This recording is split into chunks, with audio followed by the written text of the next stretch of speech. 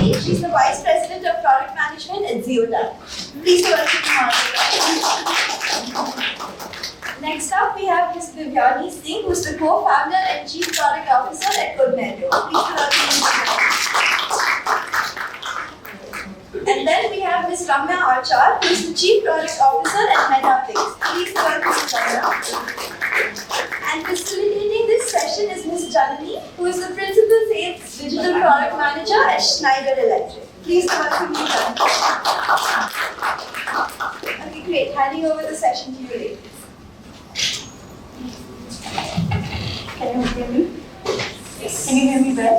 Yes.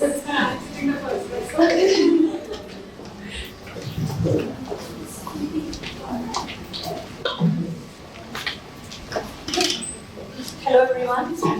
I'm super excited to be here in the Women in Product Summit. And with me, I also welcome several panelists here. And very short introduction about myself. I'm Janani Shekhar. I work as Principal Product Manager in Schneider Electric for the last 12 years. Some of you might be wondering if it's even possible. Very much possible. And I started my career as a developer and took on different roles after I was tech lead and being a business analyst, a product owner, and now a product manager. I also lead the Women in Digital India initiative for Schneider. It has been a great journey so far, and I'm a product manager of strategic planning tools in Schneider, and this is where the organization strategies are planned. And with this, I would invite our fellow panelists, these wonderful ladies, to introduce themselves. Okay. Am I audible? Yes. Yeah, okay, let go of the mic. Oh, okay.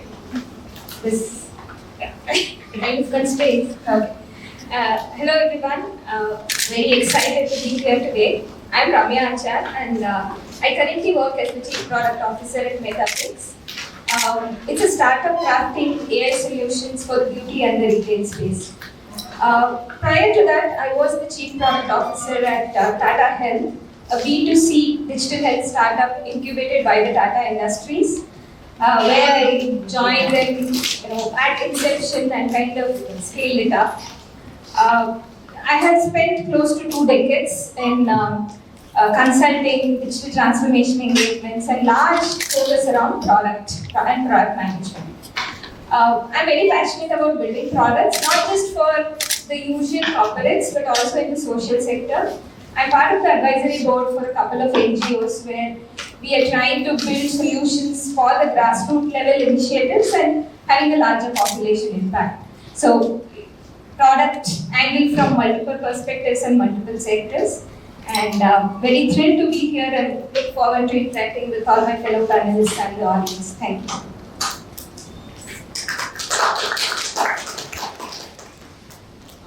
Hello everyone, such a nice audience. So I am Divyani, I'm co-founder and Chief Product Officer at Product24. So I started my journey 10 years back with the Indian funded startup, and post that I got various opportunities where my role was a mix of both technology and product. So I worked for the analytics platform for My Show, I worked for the architectural revamp for Aadhaar, Smart Cities, various stock exchange platforms. Post that, I totally moved to startups. I worked on a few more startups which were my own.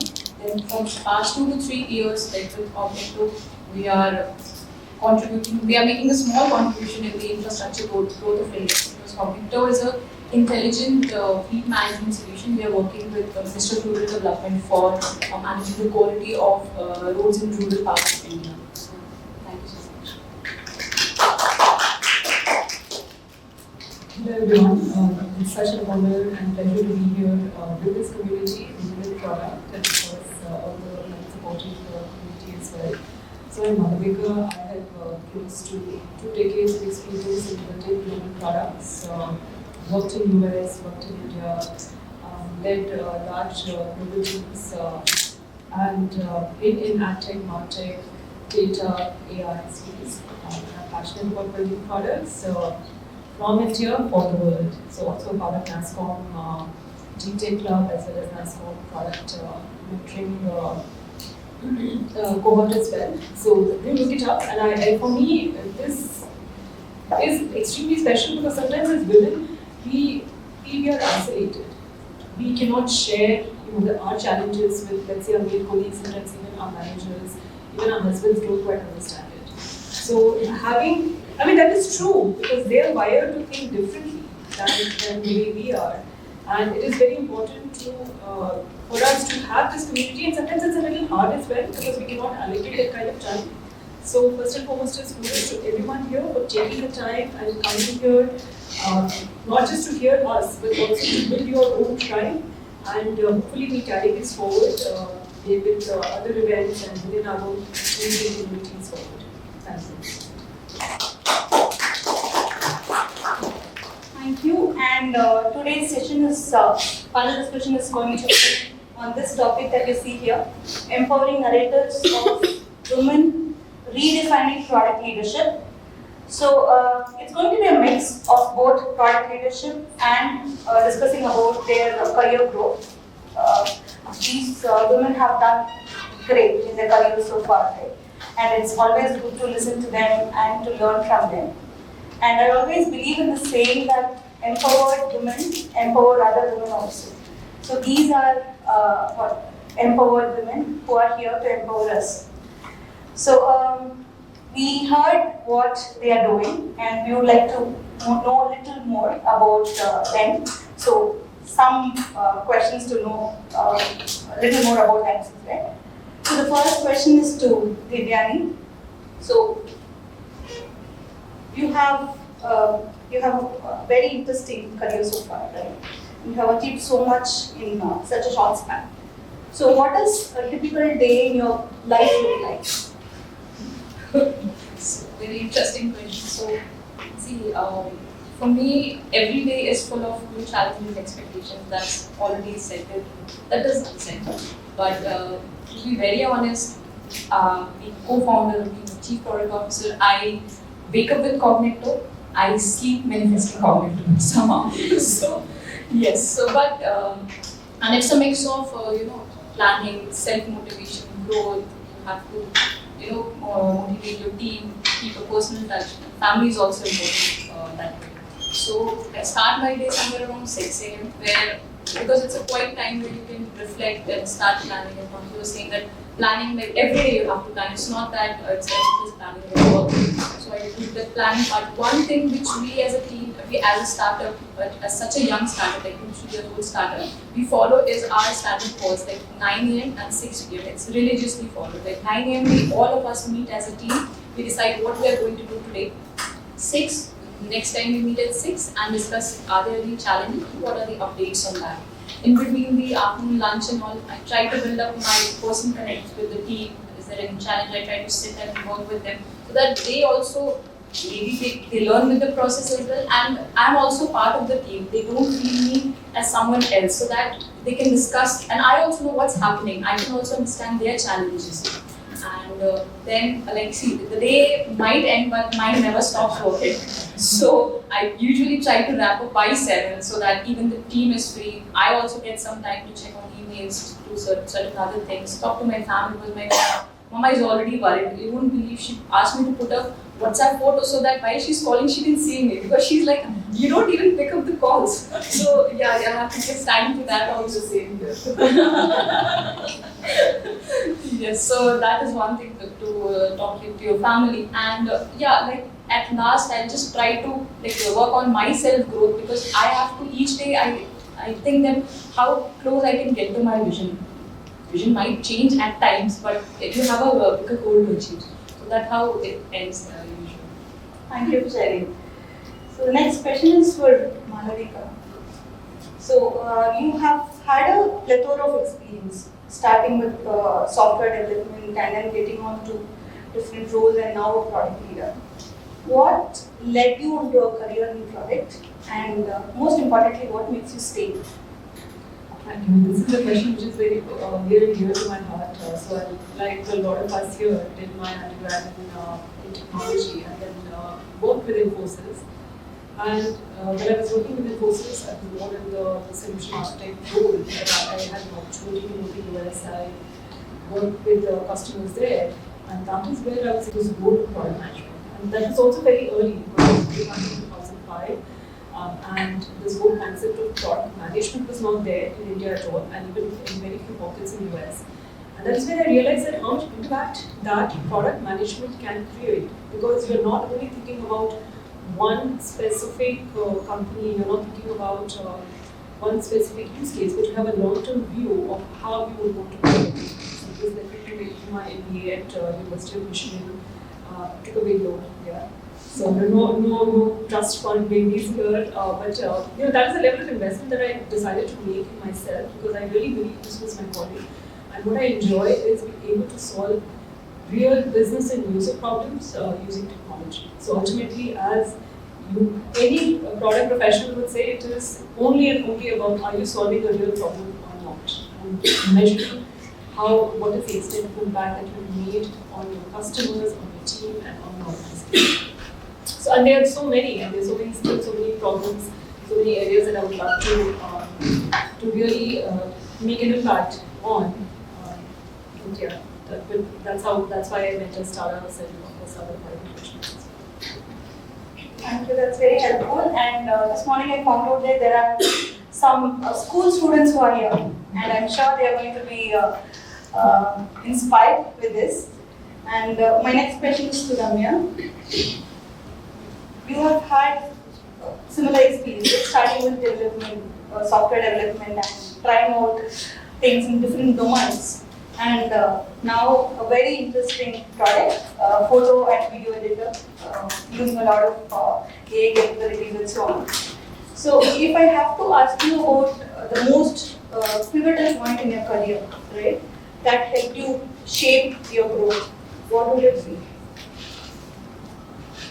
So, I think I've been fortunate to work across different sectors, different kind of engagements.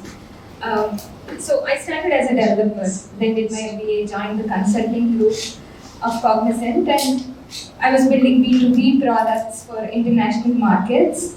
And then I've done B2C product development for Indian markets, so worked across plethora of spaces. And my most significant turning point in my product journey, I would say, is when I took up Tata Hill assignment as the Chief Product Officer.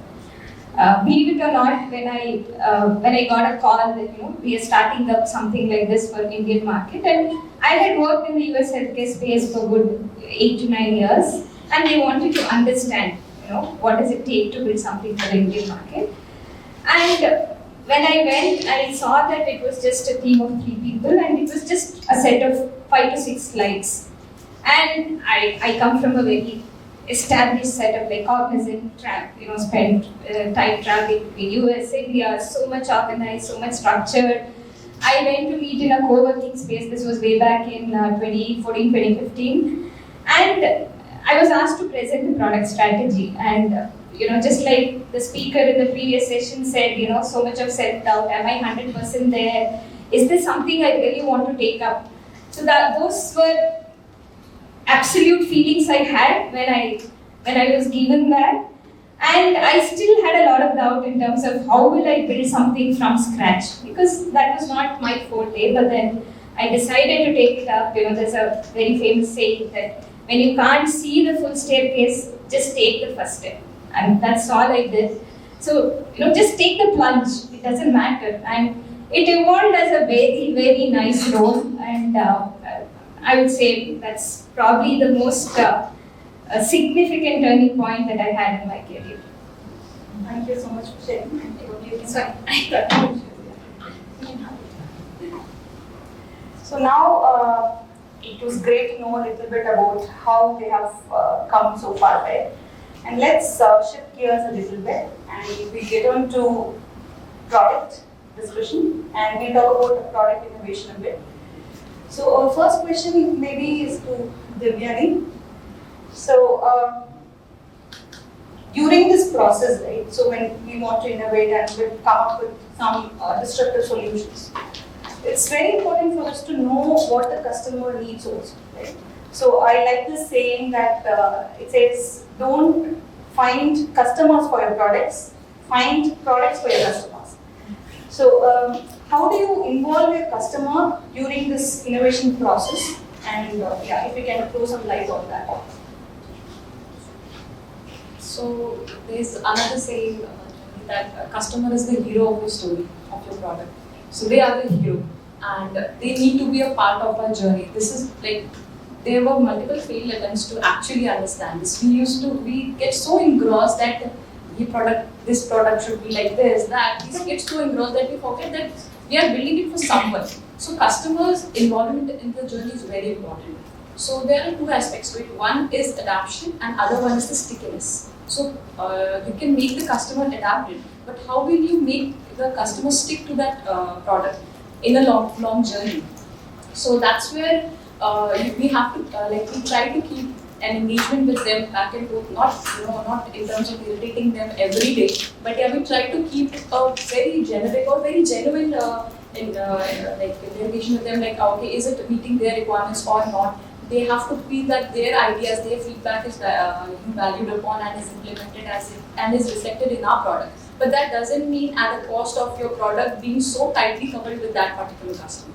Our customers are mostly in sectors like mining, construction, logistics, material handling. If we build a product which is very tightly coupled to one customer, we won't be able to scale. But we have to balance the genuinity of the product. It should be very generic and as well as the value. So this product, one thing which we usually do is, there are various levels of customers or users in an organization. Let's say in an organization, there's a management layer who is consuming it. There are multiple layers. So there's the most crucial layer who is using your product on a day-to-day basis. That is the actual person who is using the product. So we try to engage with them with our beta testing, their surveys, their feedback, and whatever they are asking, we try to show them so that they also feel that okay, these guys are also making an effort for the product to fit, custom fit for my use case. And then comes the management layer. If it is done, well tested, it is the journey has been made, then the business layer is being showed the key metrics which was supposed to be met. So which actually transforms the way the actual operator and the business see the value out of it. So yeah, so at the end, yes, customer is the hero and we have to keep up with that. Or being a startup, it is definitely important. Because as she was mentioning that being a big company, it's fine, if one goes out of the cup. But for us, each customer is very, very important. Like it takes a lot of effort for us to get one customer, and if we are not able to keep up with it, everything goes for a toss. We coming from investor, our own self, the team motivation, everything. So. But what are the channels that you are leveraging to talk to the users? Like how do you get in touch with them? Do you have WhatsApp groups or what are the channels? How do you physically go visit them? Yes, so there are a few. We physically go meet them. Our main go-to-market strategy is these events, the mining events or the expo which are going on, so that they know that okay, the digital mining solution is going on. One is this. Other one is, and I don't think WhatsApp and these channels works more for us. More interaction works for us better. Like we go there, do a site visit, we talk to them about one story. Like if you are going to we started in Australia for a emerald mining site.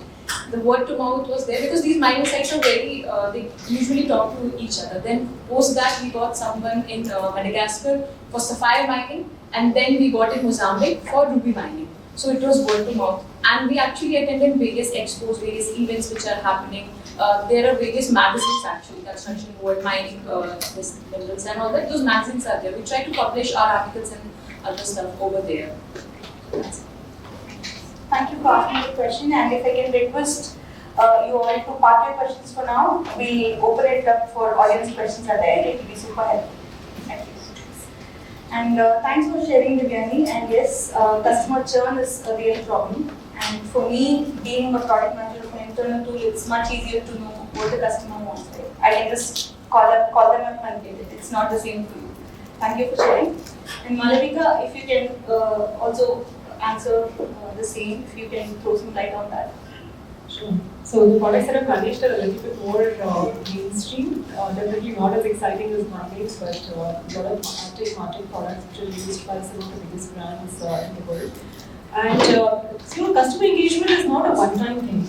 It is not something that you do just for like a yearly road mapping process or for a quarterly road mapping process. It's something that we have to constantly keep engaging with them, and this engagement happens in a few different ways. First and foremost is that we have open channel for our frontline team members, which includes our sales, solution engineers, our customer success managers, technical account managers, to constantly give feedback about the product. Because as you know, we cannot always be in conversations with clients. The other thing that we do is we do have a customer advisory board, especially when we are planning large things like big visions for the company, the big rocks that we want to take on, strategic initiatives. This is something that we go back to our customer advisory board. We don't give them the solution, but we try to understand, is this a big enough of a pain point for them, for us to invest our time to solve their problem for them. And this is something that I would want to caution, especially in B2B side, because in B2B you do have some really large customers, and sometimes an individual customer may have an outsized impact on the product, because if you are signing a $4 million or $5 million deal, they would want to have the product fit to the process. But that is where, as PMs, our product thinking comes into play, is that how do we make a product generic enough, as well as customizable enough on top of it, so that it can fit to our customer base. So it cannot be that we build something only for one customer, but it cannot work for others. So that is, but customization layer is something that we all have to think about. But coming back to the specific question, we have customer advisory boards, a lot of events, and events are where literally, like this is where our sales team has a ball, because they put us in the front to pitch to customers, and then they say, okay, now here are the objections. And this is where now we understand what are the objections to our value proposition that we're thinking about the product. What is the market telling us? So being right there with them, sometimes in pitches, sometimes in quarterly business reviews. And every year we have 2 initiatives of user research. And this is deep discovery that we do, like we pick up 1 or 2 really important problem areas for the product where we see high usage but maybe more friction. And then we run these user studies across different customers. So we will ask 2 or 3 customers to actually describe the experience for us, or we observe how they're doing the specific workflow and action in the product. And based on that, we get a lot of insights.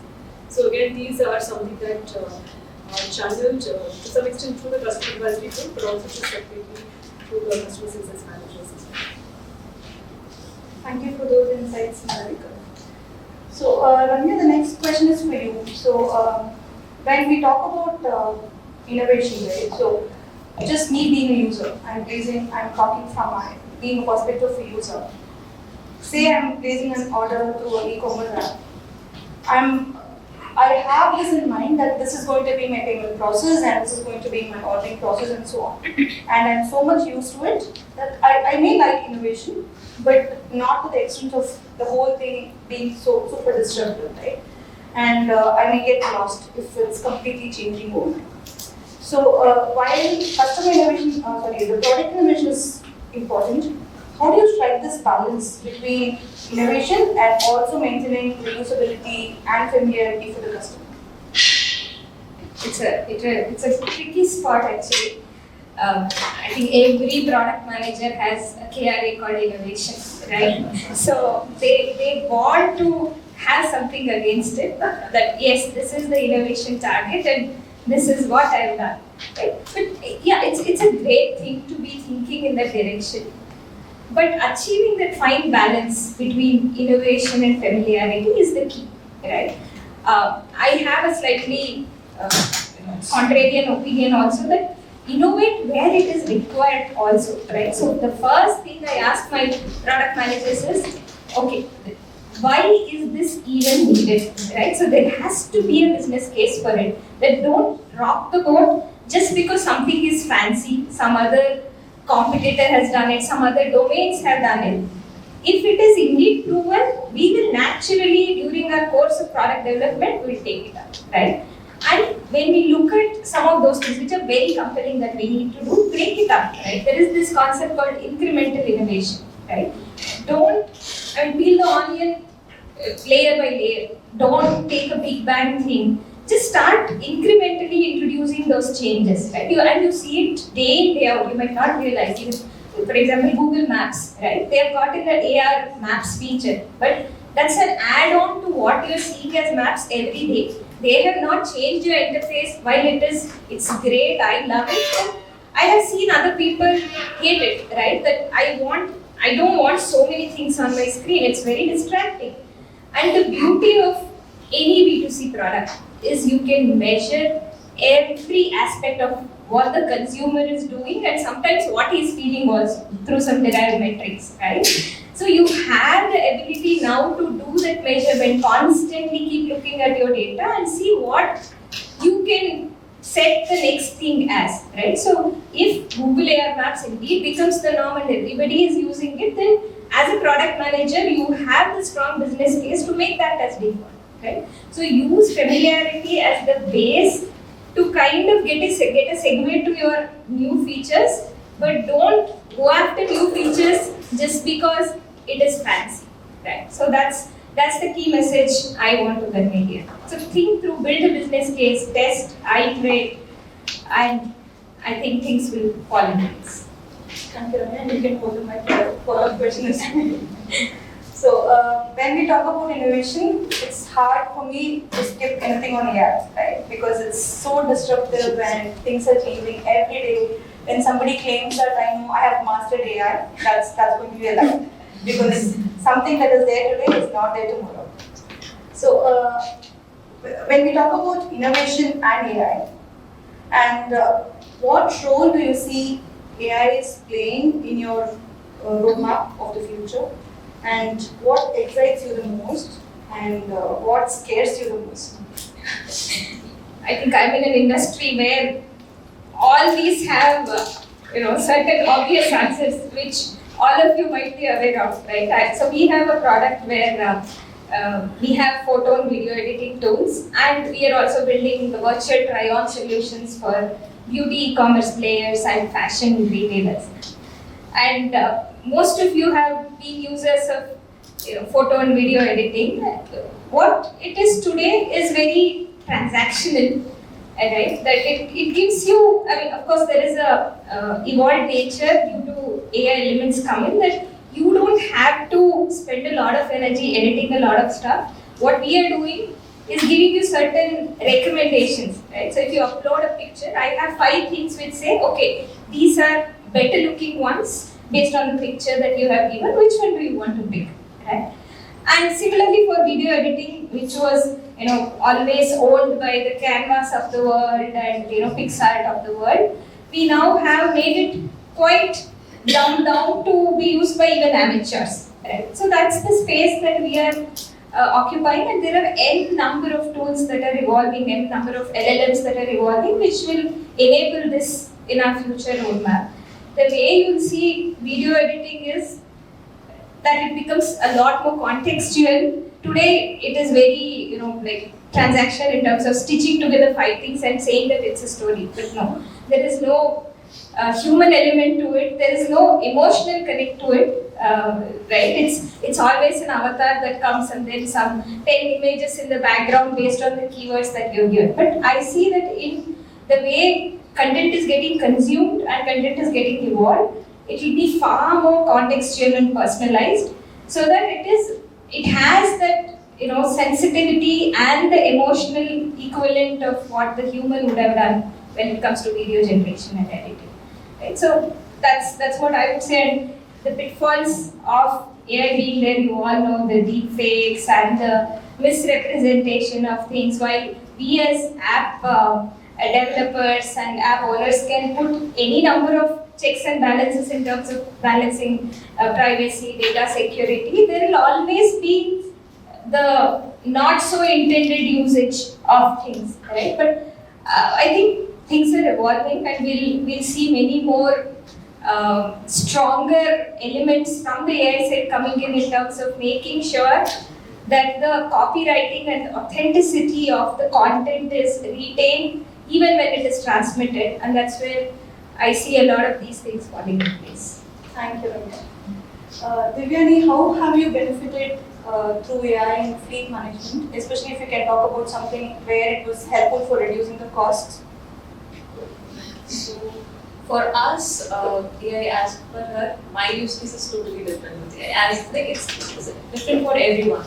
So for us, we actually have very small IoT devices and which are sending around like very humongous data every minute. Like there's a lot of data each device is sending, and we have till now we have around 7,000 kilometers of road on our platform. It's just the road and 15,000 odd devices on our platform which are sending the data. Now these are all asset-centric data. Now we have to convert this asset-centric data to business insights actually. So for that we definitely need a system of intelligence over there which actually can do a value add, because the people who are actually monitoring it actually want to see the numbers, like how much my production has happened, or how my fleets are performing. And with the government which we are working, they are actually monitoring the quality of roads. So with our device, we actually have our algorithm, which actually is written by my co-founder is there. So it actually calculates the number of passes a roller has made on the road, and the government has set a indication that it should be 10. So if it is less than that, it is so strict that the fund gets freezed for the contractor for the roads. So this is coming from our platform, and this is something which is very critical. So one is this point. Another is the one where we are converting these data. We have our processing engines for that, because the data is very raw. Like if they are GPS head degrees, they are certain other very raw data. So in order to convert it into production trips, and in such a traditional industry, we have to be very very cautious about it. So definitely with these kind of data, with these kind of innovation and algorithms which we are working on, like we are also using computer vision because mining has safety requirements. Then there are women in mining as well. Now they have women like we are working with Vedanta. Now they have security personnel as women who are working overnight. So we actually track their monitoring, their safety is managed by us. So this is where we are also utilizing the AI part of it, but very diligently. So, and yes, this in turns actually help us value add to the customer as well as reduce the operational cost, which someone would have to sit and do it. Our system is able to do it very seamlessly, integrate with the existing system, and deliver over the customer. Thank you for sharing. And when we talk about benefits of AI, I just want to share something that I recently read, right, in LinkedIn, I guess. Somebody had shared, I would want AI to be doing my dishes and laundry, but and so that I can do my art and writing, but it is the other way around, where AI is doing my writing and I have to go back doing my dishes and laundry. Yeah. So Malvika, a question for you on this, right? So how do you communicate the value proposition coming from AI to your customers, especially for those who are like super skeptical to adopt AI? Actually, related to your earlier point, I'm hoping that the robotics will develop to that extent that we can finally have or outsource all of our grunt work, laundry, dishes, and all to AI, and then we can really go back to what we want to do. But coming to this question at hand is that how do you quantify the value of AI? Now this depends on the metrics that you're looking to move, and this is again a very important part. Before any product initiatives, we do define the success criteria and the key metrics that we're going to track, and AI has to make an impact on that. A lot of times the challenge is that the AI products need some time to develop, and so that goes back to how do we set expectations around the products, launches, and what will be the life cycle of the product itself. But ultimately there will be some key metrics. So in my case, because I'm primarily focused on B2B products, we look at customer effort scores, we look at things like accuracy, we look at the time, overall the time to value. All of these are different metrics that we track from a product perspective, and AI has to create an impact on these metrics. And in the short run, typically, AI products are usually launched in beta for the simple reason the product also has to learn beyond what has been trained on. But even in those cases, there has to be some significant improvement in the business metric that you're looking to drive the impact. So I'm sure that's the same thing which my esteemed co-panelists would also say, is that there's some kind of business metric that you're looking at, either adoption or ease of use or functionality that we look to drive AI. And one thing I want to make it very clear is that AI is not the end all. I think it's a big buzzword which is happening in product. Let us all remember that AI is a tool in our toolkit of product managers. It is still only a tool. There are significantly other I would say capabilities that we still need to continue to hold on, which could be user experience design, which could be data quality, which could be everything around connectivity, integrations. All of these still will be required to complete the product for us. It's not going to be AI. Thank you for sharing, Malvika. So in the interest of time, we'll have one last theme, which is on branding. Having these amazing women who have achieved so much, I'm sure they would have gone through a journey of not just successes, but also their challenges and how they overcame, right? So now these women have created a personal brand for themselves. This question could be answered by any of you. So how has personal branding helped you in your personal and your professional growth? Someone like to take up? I would hear the positive things first. But I can. So it's personal branding is an extremely important thing. I can't agree more that it's important to have that visibility, the influence, the kind of networking, and it will open doors to many things. For me, it has always been organic, and I have not been able to put the trigger, and I have not been able to be that disciplined enough to create a personal brand, right? So I feel it's extremely important to do it, but you should also be mindful of the fact that you be authentic and genuine, right? Don't overdo it. Personal branding is not like a product branding, right? It is not like a physical product that you do ABC and the product brand value builds up, right? It is a very long journey, and it has to come from within, it has to be genuine, and it has to have a story. Your personal stories are something which will add a lot of value. I see a lot of ChatGPT stuff coming, right? That people give a certain brief, and then there are certain things that ChatGPT gives you to improve it. In fact, that is one of the key benefits ChatGPT as an organization itself calls out, that your LinkedIn posts are no longer created by you. It is created by this, and you can personalize it based on the script that you give, right? So don't take shortcuts for that. It is a lot of time investment, and that's why probably I have not done it enough. But please do it, but do it in the right way. Do it with the right rigor. That's my 2 cents. Thank you for sharing, Ravi. So I will just add one very small point to what she said. She said actually very rightly that it is actually very important, but we have to be very mindful of the fact that better visibility should also come with genuine engagement, not at the cost of your privacy. And ChatGPT is accessible to everyone. What is not accessible to everyone is your personal experience, your personal learnings. Like for an example, someone is posting that about I did 7 days health challenge, I benefited with this. There's definitely a chance that at least one person will get influenced. But scenario for everyone is very different. So be very mindful of what you post, be very mindful of what you consume in that manner. Thank you. And Malvika, Sure, please go. Well, just to add to what Ravi and Divyani mentioned, is that it is important to be very genuine.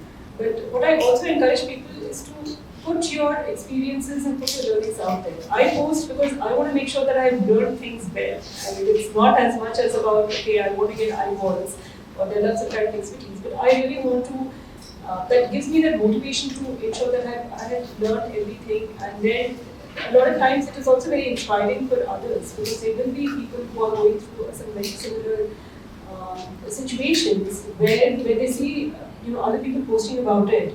That really gives them gives them hope that I'm not the only person who is not able to do this, or I'm not the only person who's finding it challenging, or it could be more ideas around what can I do differently. So I encourage people to post because that is in this world, and I want to be very candid over here as well, after a certain level, there is not going to be some applying to a job.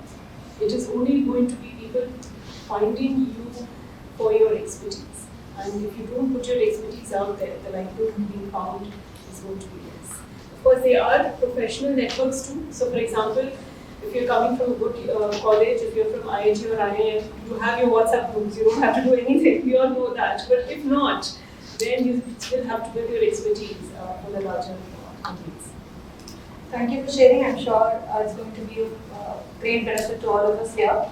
And there are some serious discussions, right? Let's have a little bit of fun. A very quick rapid fire round, and after that we'll open it up for audience questions.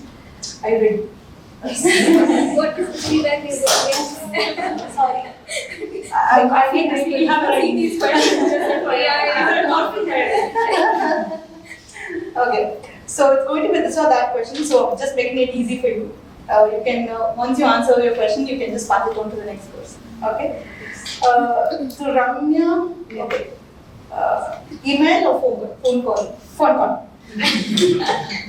LinkedIn or Instagram? LinkedIn. Nice. Remote work enthusiast or office advocate? Hybrid.